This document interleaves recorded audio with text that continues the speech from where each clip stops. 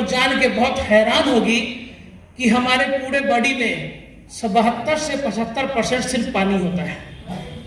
सोचिए, सिर्फ 72 से 75% सिर्फ वाटर होता है, और वाटर अगर सही नहीं जाए तो हमारे शरीर की क्या स्थिति होगी सहज अंदाजा लगाना चाहिए।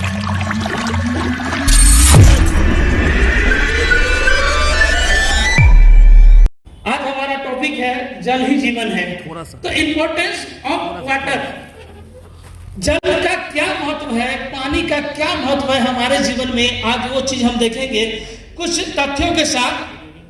ये इट हेल्थ क्रिएट सलाइवा, हम जो खाना खाते हैं, जो पानी पीते हैं, वो पानी से हमारे मुंह के अंदर लार बनता है। लार को हम लोग सलाइवा बोलते हैं, और वो सलाइवा हमारे शरीर के अंदर पाचन तंत्र को बढ़ाने में काम करता है, जूस निकालता है, और उस जूस से हमारा जो खाया हुआ अनाज है वो पचता है। तो जल सही होना चाहिए ताकि सही लार का निर्माण हो, ताकि हमारा डाइजेस्टिव सिस्टम सही हो। एक बार यहीं पे मैं बोलना चाहूंगा कि जो आदमी गुटखा खाते हैं, बहुत ज्यादा पान के प्रेमी हैं, उनका कभी पेट ठीक नहीं रहता है, क्योंकि गुटखा के साथ हमारा लार्वा बाहर फेंका जाता है और उनको हमेशा डाइजेस्टिव सिस्टम का प्रॉब्लम होता है। अगर ऐसा है तो उसको तुरंत बंद करें, ठीक है। दूसरा है कि रेगुलेट्स योर बॉडी टेम्परेचर, हमारे बॉडी टेम्परेचर को मैनेज करता है। जो आदमी पानी ज्यादा पीता है वो आदमी का शरीर हमेशा बैलेंस में रहता है, लेकिन जो आदमी कम पानी पीता है उसको हमेशा गुस्सा ज्यादा आएगा, बॉडी हमेशा हॉट रहेगा, उसको किसी भी बात में इरिटेशन बहुत ज्यादा होती है।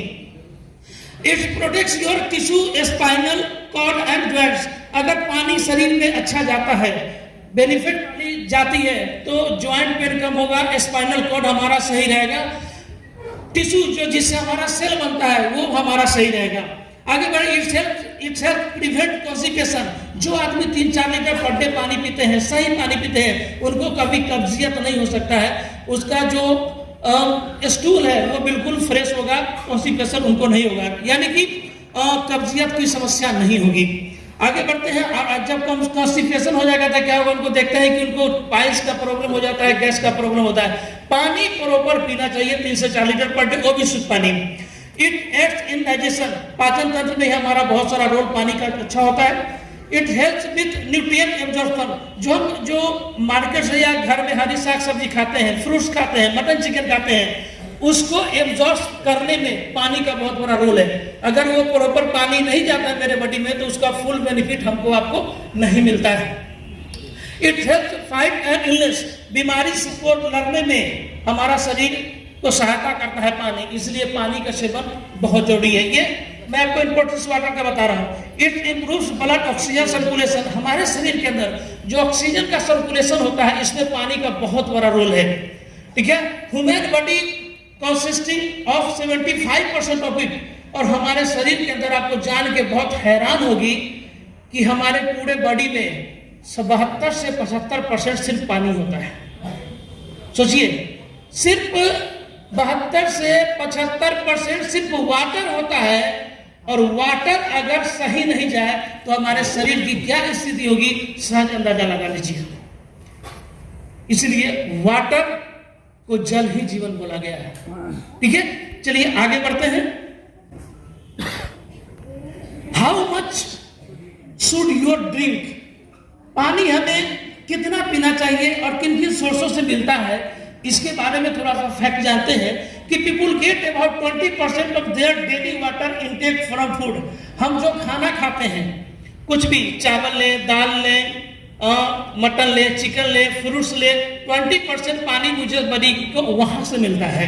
This rest is dependent on drinking water and water based beverage, और उसके बाद जो बचता है हम पानी का और भी जो सोर्सेज जाते हैं वहां से लेते हैं, नहीं तो डायरेक्टली इनटेक करते हैं, जैसे कि चापाकल का, बिसलेरी का पानी है, नल का पानी हम लोग लेते हैं।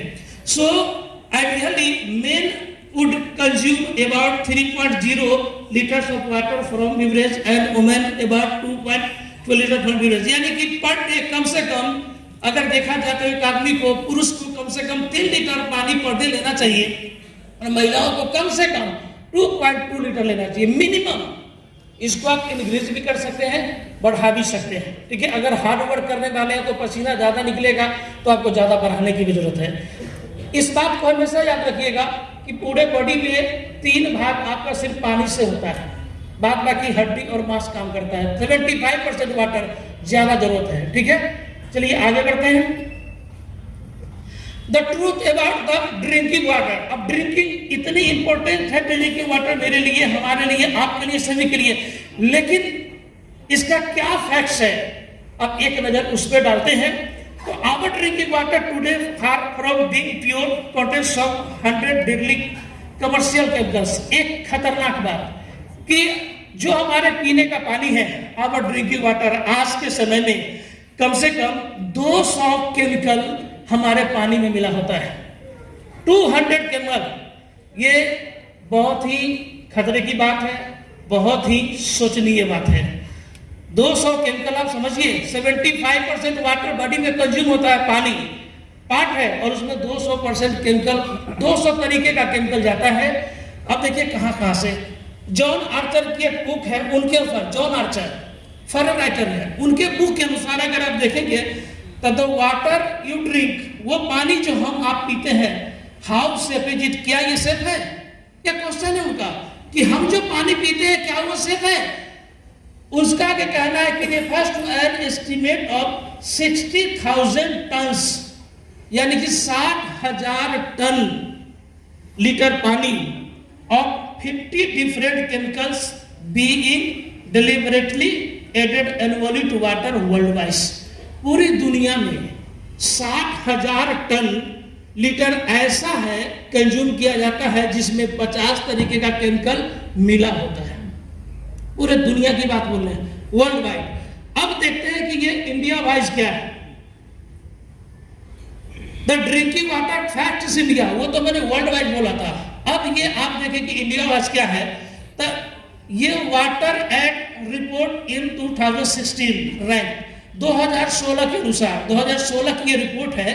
2016 के अनुसार India among the worst countries in the world for the number of people without safe water. पूरे दुनिया में सबसे खराब स्थिति भारत की थी, जो अनसेफ पानी, जो गंदा पानी था, पीने के लिए मजबूर था। ये एक बहुत ही चिंताजनक, ये आर्चर साहब के बुक का रिकॉर्ड है। ठीक है, an estimated 76 million people, 76 million का मतलब होता है 7 करोड़ 60 लाख लोग। 10 लाख बराबर 1 मिलियन होता है, तो 7.6 million people in India have no access to safe water supply. यानी कि 7.5 करोड़ लोग ऐसे हैं जिनको आज भी सही पानी, साफ पानी नहीं मिल पा रहा है। अंदाज लगाइए कितनी माने कि सोचनीय बात है, और कितनी हेल्थ के लिए देखा जाए तो अच्छी बात ये नहीं है। The Asian development bank had forecast that bye 2006, Indian Asian development bank का एक रिपोर्ट है जो उन्होंने दिया है कि 2030 तक इंडिया विल हैव ये वाटर डिफिसिट ऑफ 50% लोग, यानी कि 50% आबादी के पास 2030 तक पीने का पानी नहीं मिलेगा हमारे देश के अंदर। हो सकता है कि पेट्रोल और डीजल से भी महंगा हो जाए आने वाले समय में। ठीक है, ये 2030 तक का रिपोर्ट दिया गया है, और इसका हम लोग 2-3 साल पहले एग्जाम्पल देख भी चुके हैं कि हर जगह पानी ड्राई हो चुका था। सरकार को नल जल योजना चालू करना पड़ा। क्यों? पानी, जमीन से पानी नहीं निकल रहा है। 2030 तक क्या होगा? चलिए, गवर्नमेंट रिकॉर्ड शो दैट 1980 में हमारे देश की स्थिति क्या थी कि 1% लोगों को ग्रामीण एरिया में साफ पानी मिल पाता था, लेकिन ये बढ़ के 2013 में ये 30% तक लोगों तक पहुंच गया साफ पानी रूरल एरिया में। अगर आगे देखें तो but the majority of rural India continues, ग्रामीण क्षेत्रों में जो आने वाले समय में to live without proper access to safe drinking water, लोगों को साफ पानी नहीं मिलेगा पीने के लिए। सोचिए कि उस समय में कितनी भयानक स्थिति होने वाली है जब लोगों को पानी नहीं मिलेगा, और मिलेगा भी तो सेफ नहीं मिलेगा, साफ नहीं मिलेगा। क्या हमारी हेल्थ की स्थिति होगी? कितनी खतरनाक बात है ये, और चिंता की बात है ये। Chemicals in drinking water. अब जो हम पानी पीते हैं उसमें केमिकल क्या क्या था, एक झलक उसमें हम देखते हैं कि क्लोरीन, क्लोरीन आप लोग नाम सुने होंगे। क्लोरीन एक केमिकल है जो हमारे पानी में मिलता है, और वो chlorine is involve the heart disease, heart की जो समस्या आती है उसमें क्लोरीन का बहुत बड़ा रोल होता है। हार्डनिंग ऑफ द आर्टरीज का जो इसके नस का जो प्रॉब्लम हो गया उसमें पानी का रोल है, नस हमारा हार्ड हो जाता है। हाई ब्लड प्रेशर की समस्या हो जाती है। एलर्जी कैंसर, एलर्जी भी होता है और कैंसर भी होता है। सोडियम फ्लोराइड पानी में केमिकल, दूसरा केमिकल मिलता है फ्लोराइड केमिकल, सोडियम फ्लोराइड, उससे डैमेज ऑफ द हार्ट हमारा डैमेज करता है।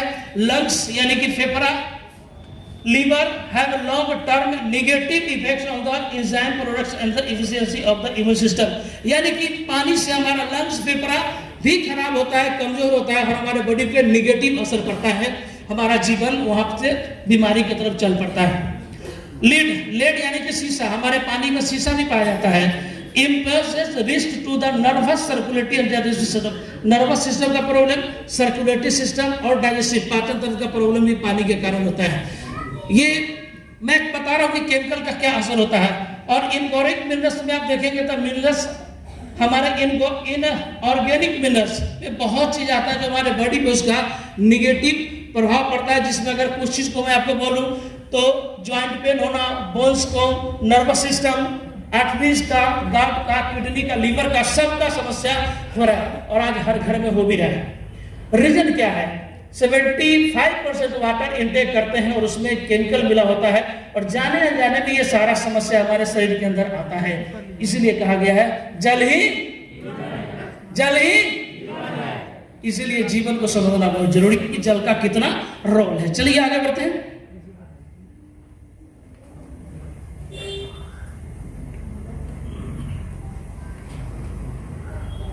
Chemical in drinking water. अब द लिस्ट ऑफ केमिकल बहुत सारा है इसके अंदर, जैसे सोडियम है, सिलिकॉन फ्लोराइड है, सल्फरी है, सल्फ्यूरिक एसिड है, सोडियम है, हाइपोक्लोरिक है, सॉल्यूशन है, कैप्टम है, ऑक्साइड है, रस्ट है, बहुत चीज है जो इसमें मिला होता है जो आपको समझने की जरूरत है। एक दो केमिकल नहीं है, बहुत सारे केमिकल है।